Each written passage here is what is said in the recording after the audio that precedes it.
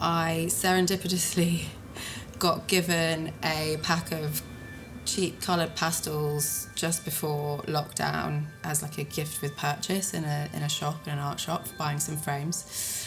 And so I decided that every day I would draw at least one pastel drawing and I'd pin it up on my wall in my kitchen. And so by the end of 3 months, however long it was, my home was filled with these drawings which documented what I was doing that day, or what I had for lunch, or who I spoke to on FaceTime, or things that I'd noticed that maybe I hadn't noticed before. That's when my work changed from black and white to colour, and the kind of colourful works that I do now. I'm Lucy Mahon, I'm an artist and I'm based in London. How long have I lived in London for? I've lived in London since I was 21. When I was working in advertising, I started drawing again in my spare time.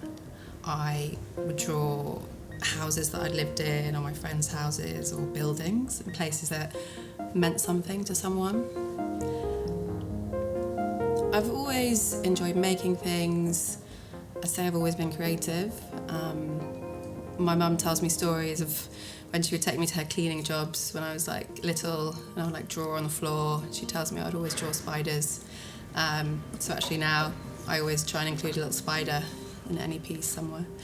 I enjoy how colour changes depending on what kind of medium I'm using.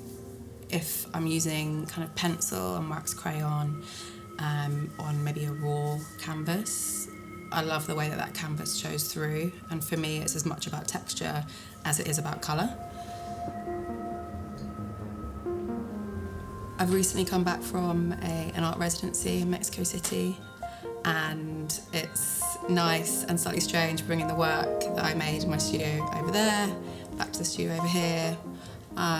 One of the pieces was an installation called Nightlight, which was a big canopy with a kind of dark interior and actually a light installation which intended to kind of symbolise the moon, look like the moon. And on the night of the exhibition, I invited people to kind of lay down on this little, it's kind of like a mini platform, a child's bed, and kind of surround themselves in the canopy and look up and kind of experience, I guess, like looking up to the moon, really.